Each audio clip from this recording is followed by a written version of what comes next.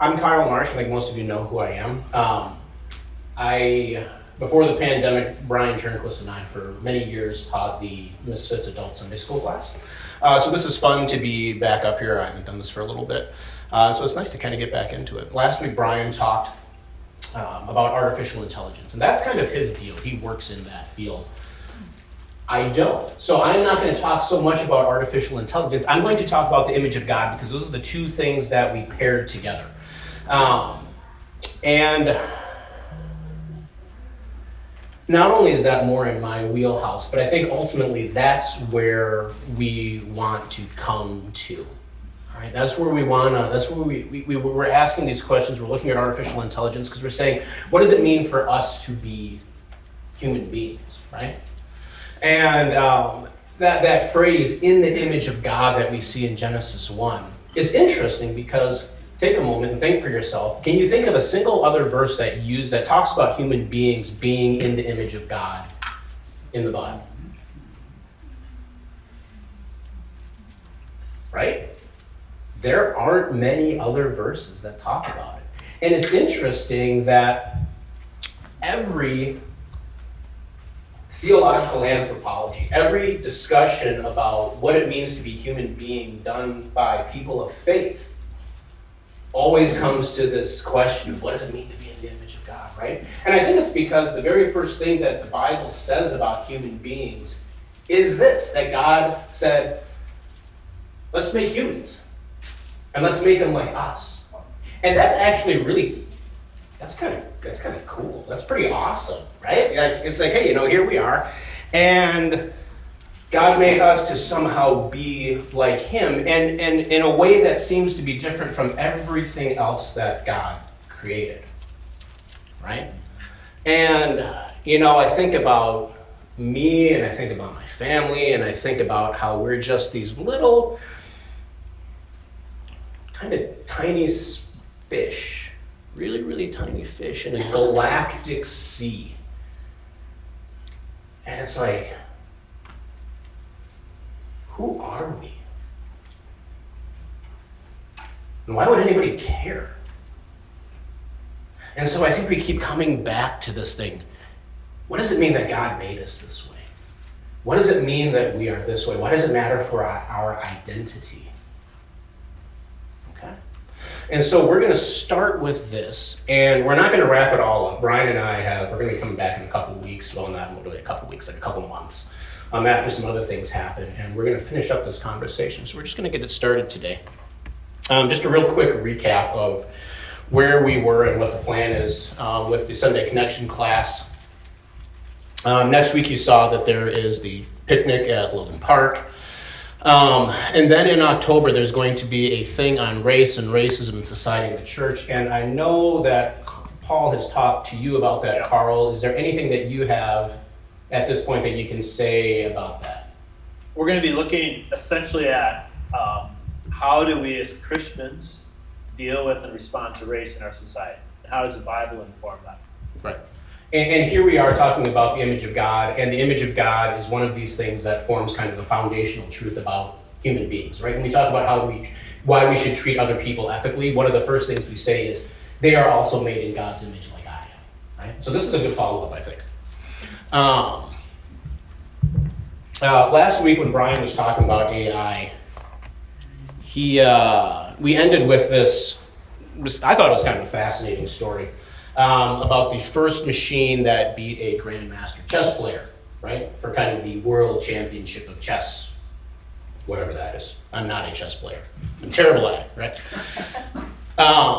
And he talked about this showing emergent intelligence, right? Foresight and strategy and creativity, and how this program developed a strategy that nobody else in the room really knew, really didn't know what it was doing, right? And so Brian, I don't know if this is Brian's quote or if he found it somewhere else. In the entire audience of grandmasters and chess experts, there were only two players who really understood what was going on in the game, and maybe only one, right? And the one that understood what was going on was the computer. Oh, you know what? I forgot to take some slides out of here. I have all my notes that are still in here. Well, we're going to skip those notes. We're just going to go on with these ones. All right.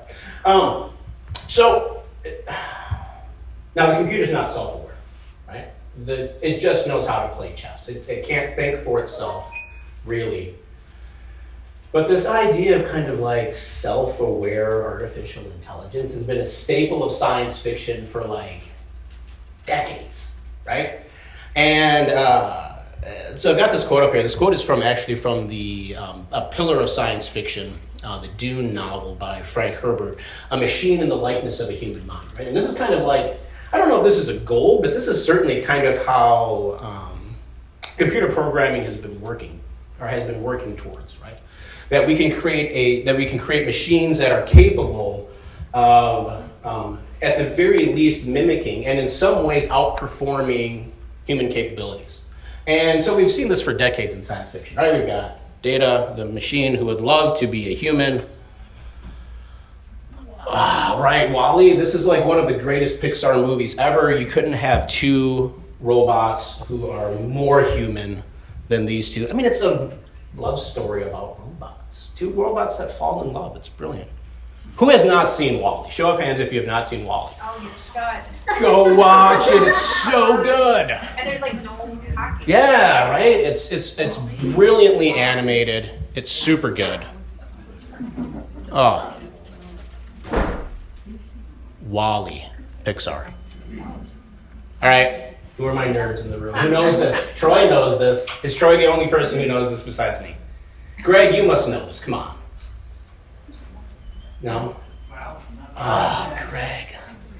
The original Battlestar. The original Battlestar Galactica, right? These are the Cylons, and they're an artificial intelligence, and they go to war with the human beings, which is a staple of science fiction. Robot car eyes, kit robots. Right, yeah. This is Isaac Asimov, or a painting of Isaac Asimov. And who has read the robot novels or the Foundation novels? Oh, there's like two hands out here. Dying. No, I'm not really dying. The Foundation novels are pillars of science fiction. Okay. Yeah, really, really good, as are the robot novels. And they feature artificial intelligence. He wrote these back in like the 1950s. That's when he started the series.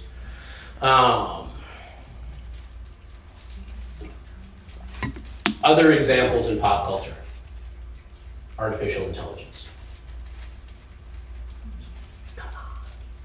Terminator 2. Terminator, yep. I almost put that up there. But then I knew I'd have to do like a really bad Arnold Schwarzenegger impression. I didn't want to do that. The Matrix. Matrix, yep. Yep.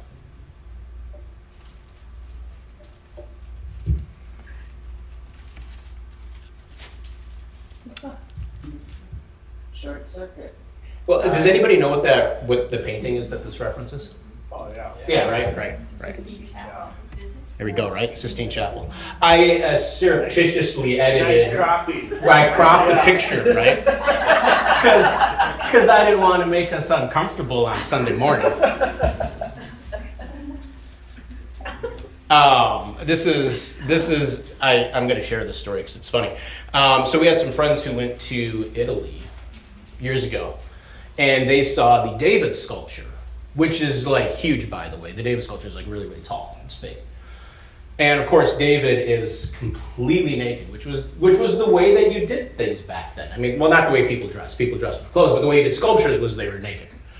And so, of course, this being Italy, there is a street vendor who is selling cooking aprons of the David from like the shoulder down to like mid-thigh. So they come back and like, hey, we got you this gift from Italy. It's like, oh, that's cool. What is it? It's like, oh my gosh.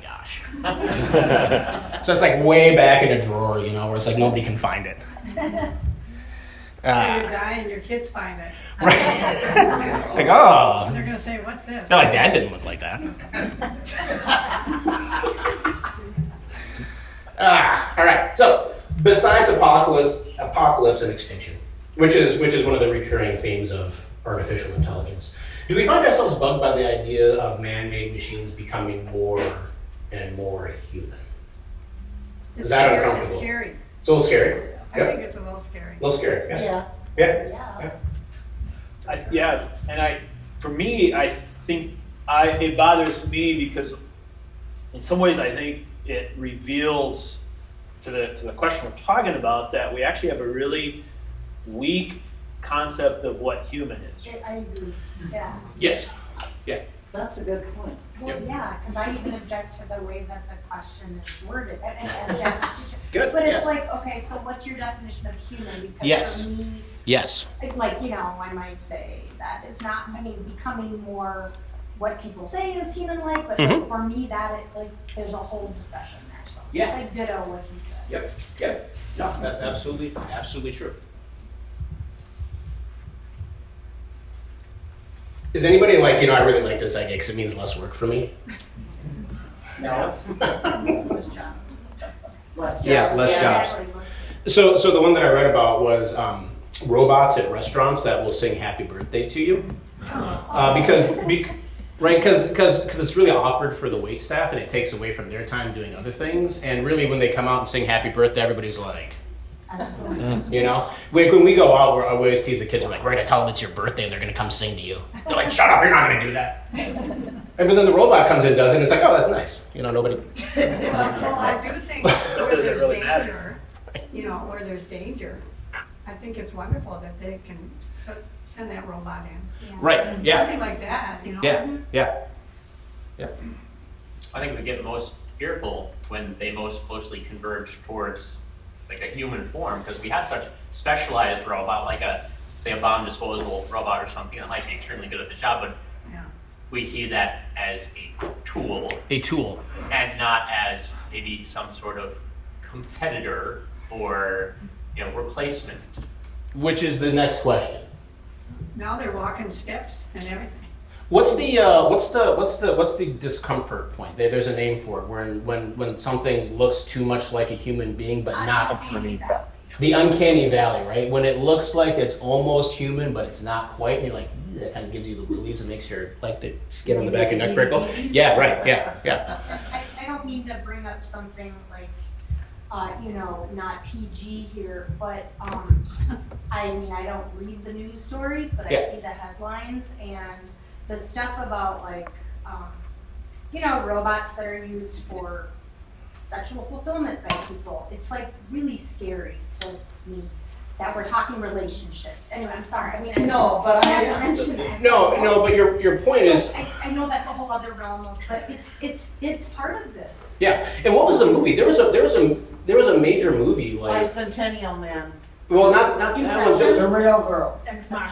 Well, the real girls. No, but there was the one about the guy who falls in love with his phone, with the program on his That's phone. not even funny to me. I don't. No, I What's it don't know called? that one. Her, yeah. Well, there's Yeah.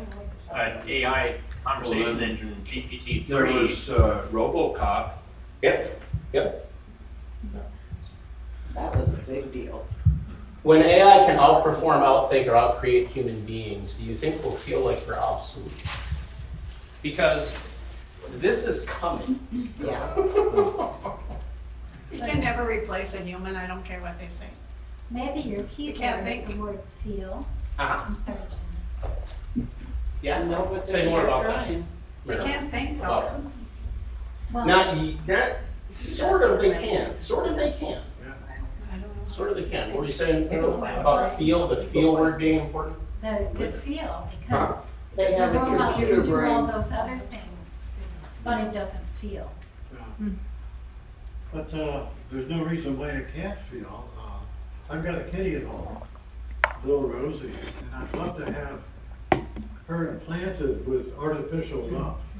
The kind that lets her speak English and tell me more than I'm hungry, come down and give me my lunch, such simple little things like, now you owe me something because I waited on you for a long time. But she's always the same, it's limited.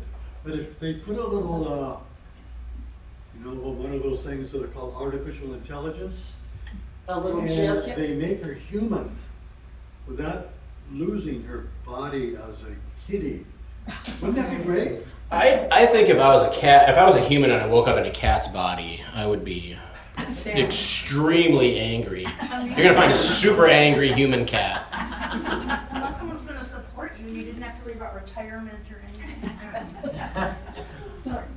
I just recently read of an app Yes. that's really popular in China that is kind of replacing human relationships because you can have a friend that's only on your screen, but somehow gets to know you and interacts with you, and it's an app. And So that would be scary. It's People are not more- a real person, but it can learn your behaviors through Yeah. AI software, and it can And it identify responds. your likes and your dislikes, and it responds in a way that the software believes is what you would. It's very much like when you type something into an email and it predicts what you want to say. And people Yeah. people are marrying their person on their Oh, my. And so, Right. and so there's a huge danger to me that we're becoming, that's, you're replacing, the AI person is replacing real relationships. Because and part of the reason people say they like this person is because we never fight, or there's never any problems. Because it's not a real person. Yeah, And it's so- programmed to do what you there's want no, it yeah, there's no conflicts to resolve, there's no things to discuss, but they like that, and that's Ugh. an issue. There's no compromise. So it's sad. So coming back to the question that you raised. Oh, someone had something over here. Did I miss one? Yes. Just 3 points there. One is humor. Computers don't do humor. And then decision making. I think when we talk about feelings is moral thinking. Mhm. There's no moral thinking. And the third concept would be Antichrist. Antichrist would be an objective social engineering, saying what's best for this situation, but not really looking at any moral factors. Okay, so let's talk about, let's just put out there, would it be possible to program a morality software into a device where basically you give it a set of parameters and said, act this way under these sorts of circumstances? Oh, yeah. Yeah, I mean, you can do that. You can do that. And you would actually probably get some pretty good decisions that it would make. Wasn't that one of the challenges of the driverless car? Yeah. That because the driverless car has to make the decision of what is the right moral move. Yeah. Am I better off to take out the person that's crossing in the crosswalk and swerve into The school bus with another car or Yeah. a school bus, so I better take out the person in the crosswalk, which becomes a moral choice. choice. It is a moral choice, yeah. But maybe the driverless car actually makes the better decision because we as humans, we're not quick enough to make the moral choice to do the more grisly thing and take out the person in the crosswalk that we can see in front of us and not run into the school Yeah. bus, which might do much more damage to human life. Right. So here's the interesting thing. The best that humans, sorry, I keep putting the mic down. The best that humans can do is to make a machine in our own likeness. Well, Right? that'd That- be- Well, yeah, that's because that's it's the moral. Then you that's the become best God, we though. can. But we're just making a machine in our likeness. Yeah. God made us in God's likeness. Yeah. Yeah, that machine So- is not I'm sorry for interrupting. No, that's okay. But the machine is not making a moral choice. The machine is making a choice that we call moral because it's programmed by us. But It's programmed not- by it's human what- beings to It's do, not yeah. making a moral choice. It's making a choice that is moral by our definitions, but it's not to what you're saying. Right, Yeah. yeah. So we're making something in our own likeness that's trying to mimic what we might do in a situation, right? So let's go with this question here. Is there a particular characteristic or set of characteristics that makes us human? Melanie, you're waving your hand back there. Sets us apart. So I was thinking, like, you can teach a machine to do things like read X-rays and scan for different things, but you don't want like a machine telling you your bad results. Like, you want a human to interact with humans. Yeah. And to deal with like kind of exceptions to the rule. If there's anything out of the ordinary in a way that's like mercy, because a machine could figure out, okay, just looking at all these facts and figures, like this has to happen. It's fair to everybody because there's no human like the choice, but like to actually say, I know it said this, but I actually the right thing to do Mm-hmm. to do this. That's where you kind of need the human. Chad. And I think, you can make a robot that's completely benevolent, much more nice and like kind and decent than the average human. But I think the one challenge though is we value love and we value morality because people can make the opposite choice. Like when someone is kind to us, we appreciate it because we know they could choose to not be nice to us, whereas a deterministic The robot, computer has to because that's all it knows. And I think that like in the movie like AI, like the ending, like the robot there is interesting because like the robot has this strong connection, like this emotional connection to the mom who's long since gone, but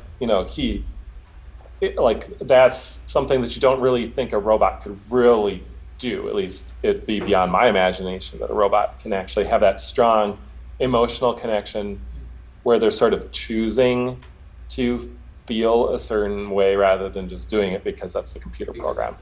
Yeah. Carl, what were you going to So in answer to this question, something I've been thinking about, wondering is one of the ways that we define that by looking at something like the fruits of the spirit. And saying, okay, that the fruits of the spirit are defined as coming from God. So it's something that's God implanted in us. Love, joy, peace, patience, kindness, all of those things. So is that You see how he just rattled those off? Really aggressive. That's why he's going to be on a couple of weeks here. So is that one of the now sure we can program machines to emulate that to a degree, but could it really have the true an original sense of love or peace or patience or kindness, like that a human emotion that we could exhibit towards one another? So in some ways, as we see machines and computers advancing, does it actually highlight that actually what's unique about humanity are these very characteristics that can only come to us from God?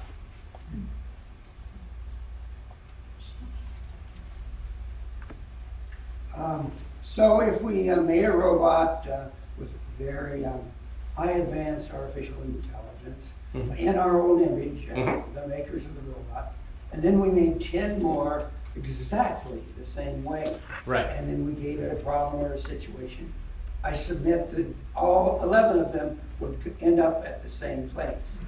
But the creatures that God made in his own image, we slip all over the place. And end up with all sorts of different, thank God. We have free fall instead of free will. I wonder if forgiveness would be a characteristic that sets us apart. Interesting. Say more about that. If there's more to be said about that. If you just want to let it hang and let people think about it, that's fine. I mean, that's fine. I just, the idea of being wronged and having to come to a place where, first of all, we are willing to accept forgiveness from God for our own sins, but then to extend forgiveness to others is another step in that development of your walk with Christ. And I think that is the essence of being human in terms of being in a relationship with God. It's an acceptance of forgiveness and a desire to be a forgiver. Yeah. I like that. I hadn't thought of that. That's good. Any other thoughts before we jump? Yeah. That was an old Star Trek showing that the computer in the distance maybe. Yeah. Yes. Couldn't be wrong. Blew itself up. Couldn't be wrong. I don't remember that one. Error. He was following its prime directive to eradicate that which was imperfect. And Spock, no, not Spock, what's his name? Data. Kirk told it that it was mistaken to think that he was the creator, so it was in error. It must follow. It must follow through and blow itself up. since I'm talking already. Yeah, go ahead. You were going to say something earlier. Yeah, I want to say that maybe the difference is what we term an open and a closed system. Humans, or like our world is an open system, very complicated. And when you have a closed system, it doesn't have any more input other than what's in the system already. Right. And I think that's one thing I see is different about the robotic world. But I'm a little hesitant to say that is, I've seen the reconstruction of like these little flagella, like one cell organism that's able to navigate once it was given the like 23 sensors that that flagella did, and it was able to negotiate things just the same way as the other did because it was running on that open logic. So I mean it's possible to get something that's not programmed to, you know, like we talked about last week, to have an objective. Yeah. But then, depending on the input, how it gets to that objective will look different. So, Paul, even though you have 10, or whoever said that, even though you have 10 identical robots that started the same, because they have different inputs and responses, they end up not looking exactly the same, or just kind of like twins. Right. Yeah. Would the day ever come when the robotic, energies and the wonderful things that they're coming out with now make it so smart and so easy to fall in love with? Would there ever be a moment when maybe they can run for president? Well, we might find better decision makers in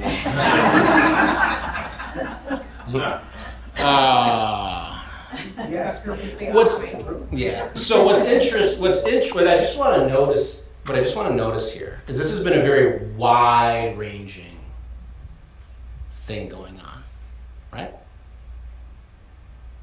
We all have kind of our idea about what it means to be human. We have our own kinds of feelings on X, Y, and Z. I want to pull it back and talk about this scripture and start with this scripture in the next little few minutes that we've got here still, all right? And we all know this verse. And I want to go in a very different direction than we normally go with, because this might be helpful. What else do we know about divine images in the Old Testament?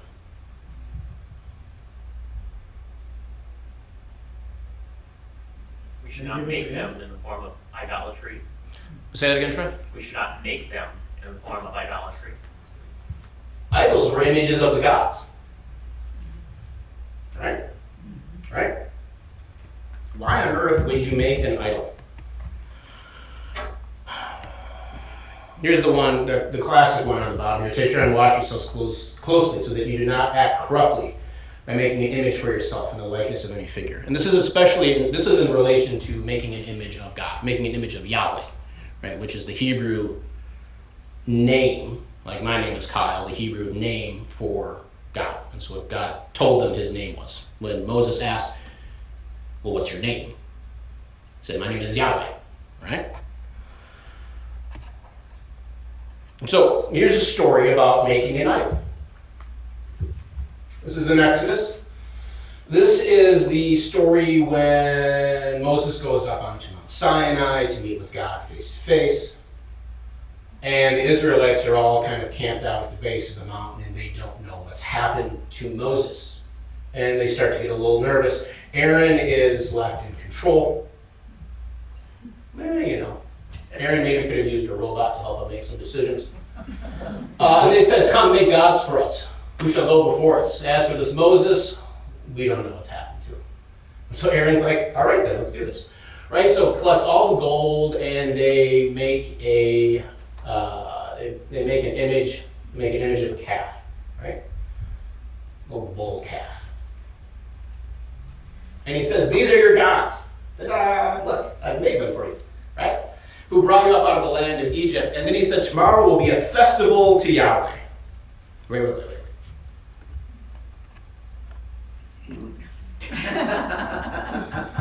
So there's lots of puzzling questions about this text. Like, okay, like you just made these statues. Like, you don't really think that these were the things that brought you out of Egypt, right? Like, they just came on the scene like 5 minutes ago. Like, you guys came out of Egypt like 2 weeks ago. Like, they just showed up.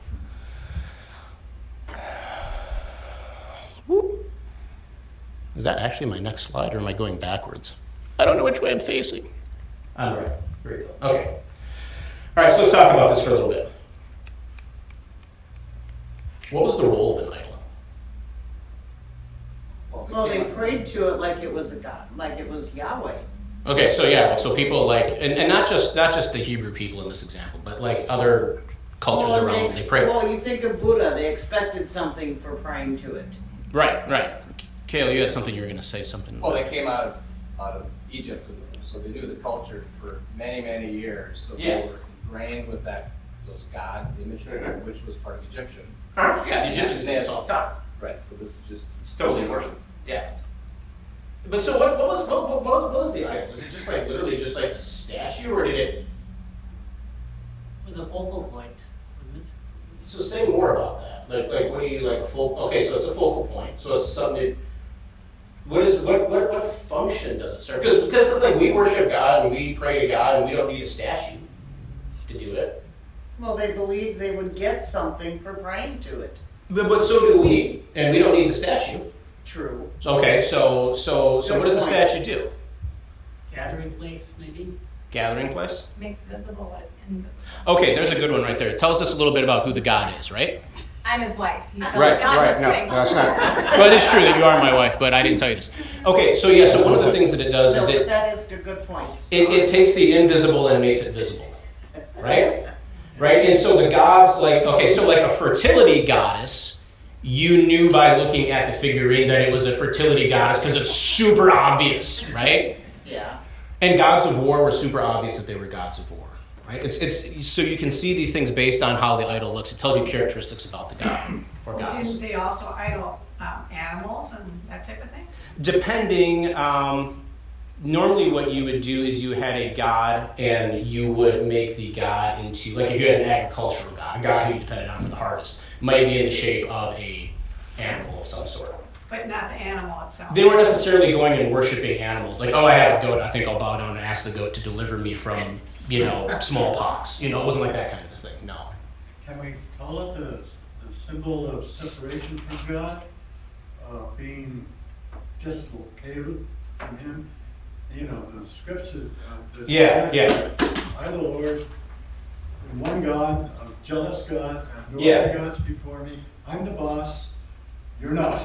Yeah. So there's very much a very real thing. Okay, this is actually where I want to go a little bit there, Paul. So there's this. So you're talking about like there's a disconnect there between humans and God. There's a sense of separation. Idols. Now you might find this interesting. When you made an idol, then you would have a ceremony where you would ask the God to become present, to be manifested in the idol. And so the idol carries the presence of the divine deity. The image carries the presence of God. Does that sound like anything to us? It kind of sounds like a good luck charm. And that's how people used it, yeah. Like if I hold this thing, if I have it, if I carry it with me, then it'll bring me good luck, and I really don't have to do anything. Well, and the not doing anything, I don't know if I would agree with that piece so much. It carried the divine presence, but remember that, a lot of times the gods in these cultures were pretty nasty buggers, right? They were like really big, nasty human beings. And so you kind of had to keep the gods happy if you wanted to stay on their good side and get their blessings. But definitely, they were, when you went into a temple with one of these idols, you were stepping into the presence of that God. That God was really there. And so when the Israelites made these calves, and because it was a festival to Yahweh, these calves were supposed to be images of Yahweh, right? And this is actually repeated later on in Israel's history with King Jeroboam, who's the first king of Israel. He does the same thing. He makes 2 golden calves and sticks them in different parts of his kingdom because he doesn't want the Israelites going down to Jerusalem to worship at the temple in Jerusalem. And so the Israelites have a weird thing about making God look like a bull calf, but whatever. It's another story. Did it have to do with like sacrificial lamb, but yet it was a calf?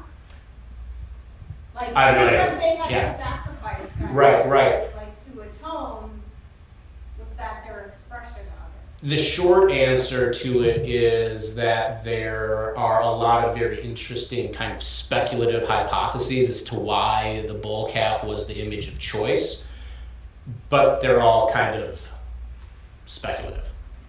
So I don't really have a good answer as to why. It just seems that it was. But yeah, the calf, the God was actually present. So when they make this calf, I see your hand up back there. When they make this calf, they're not making it and saying, "Oh, this is the God that rescued us." They're saying, "This is the image of the God that rescued us." Yeah, Chris. Your question about what else does this sound like? To me, it sounds like what God intended to do with humankind when He says, "I created them in my image." Yeah. Yeah. And they should not try to replicate this in any way and imbue that power and that imaginative symbol in anything else. Yeah. Well, and I think if we jump forward in Scripture to the New Testament, we believe we carry the presence of God in us, don't we? Yeah. Right? Yes. We believe we carry the presence of God in us. That is uniquely human. That is uniquely human. One thing that's unique and worthy to look into dramatically is when Jesus got into real trouble with the Jewish people close to the holy place. Yeah. When he said these words, "I and the Father are one." Yeah. And they tried to kill him. Mm-hmm. He had to escape. Mm-hmm. I and the Father are one. How can that be? How can that be? There's only one God. What's this all about? Yeah.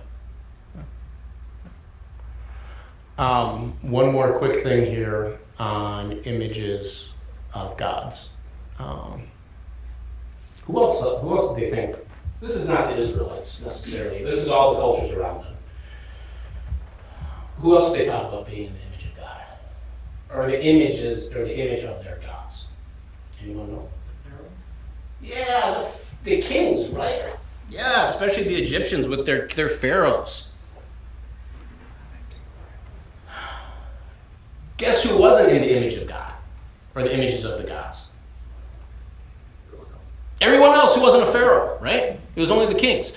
And so when the author of Genesis comes along and writes, and God said, "Let us make humankind in our image according to our likeness." And so He created them in His image. According to the likeness of God, He created them. Male and female, He created them. And all of a sudden it takes this right that belonged to a thin sliver of society, the highest level, and it says, "This is true for you, and you, and you, and you, and you, and you, and you, and you, and you, and you, and you, and you, and you, and you, and you, and you, and you, and you, and you. You are all, in a sense, you are all divine kings and queens in the image of the royal Father in heaven. You will not be trod underfoot by somebody else. That is not your birthright. Nor will you step on somebody else's neck. Because that is not their birthright. They are royal to you. As are you.